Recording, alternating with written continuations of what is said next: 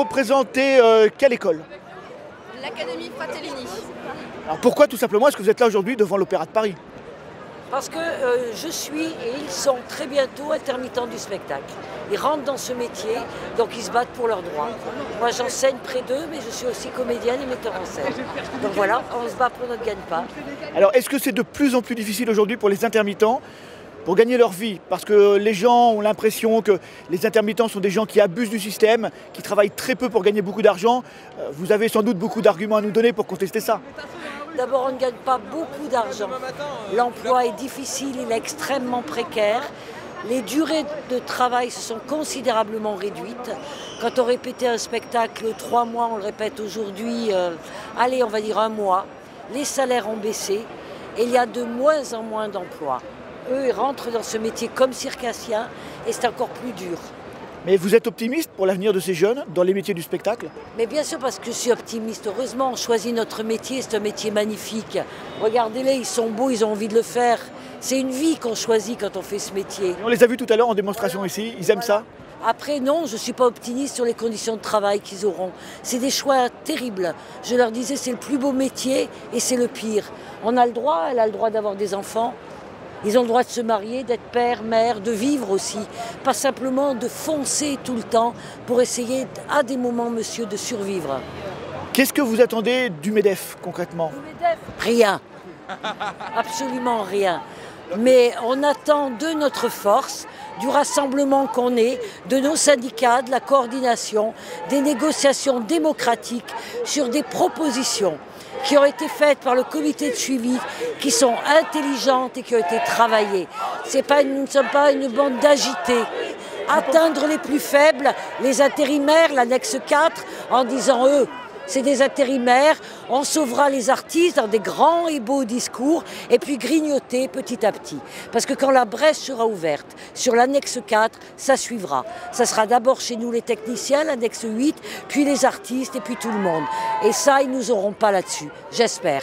Très sommairement, pour nos téléspectateurs qui ne connaissent pas le fond du problème, est-ce que vous pouvez nous expliquer rapidement ce que sont ces annexes et leur suppression? Ce que sont ces annexes, ce sont des régimes particuliers qui ont été créés parce que nous avons des emplois particuliers. Nous n'avons pas des emplois suivis. Nous travaillons, comme le nom l'indique, par intermittence. Donc le temps chômé correspond à un temps de recherche de travail ou de création pour la suite du travail. Voilà, c'est assez simple, je crois. Pour le MEDEF, un petit mot. Ils savent pourquoi il y a le déficit et c'est sûrement pas à cause de nous.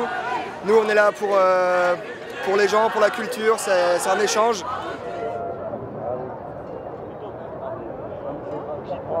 Quels sont les problèmes que rencontrent aujourd'hui les intermittents, notamment avec cette modification de la réglementation que demande le MEDEF? Le MEDEF veut durcir notre accès aux droits, il veut augmenter nos cotisations sociales, il veut en gros nous précariser, nous rendre encore plus flexibles.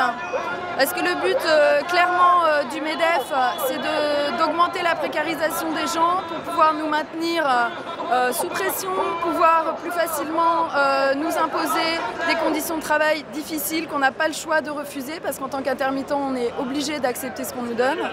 Et on est souvent soumis à la pression des employeurs. Il faut savoir que le MEDEF s'appuie sur un rapport de la Cour des comptes.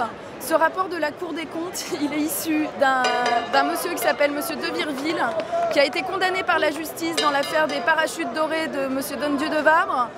Ce rapport, il est irrecevable parce que tout simplement les chiffres sont tronqués, sont manipulés, sont biaisés.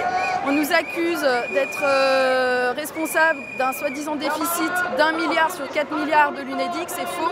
C'est 1 milliard sur 34 milliards en réalité qui sont dépensés pour les intermittents. Et c'est pas du tout, les chiffres de ce rapport sont faux. Et monsieur De Virville a donc été condamné par la justice. Ce mec est à la solde du MEDEF.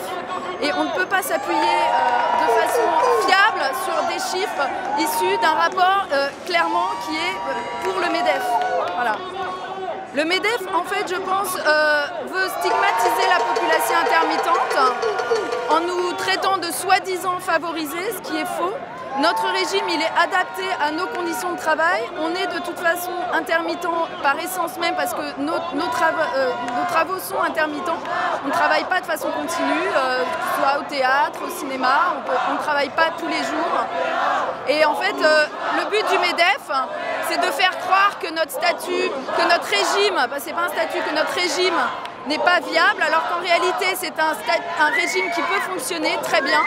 Et c'est ce qui se passe, en fait, notre régime fonctionne bien, mais le MEDEF ne veut surtout pas que ça se sache. Pourquoi? Parce qu'il pourrait être un modèle, il peut être un modèle pour tous les précaires, et c'est ce que ne veut pas le MEDEF. Le MEDEF a très bien compris que les précaires sont une masse salariale corvéable à merci, soumise à leur pression.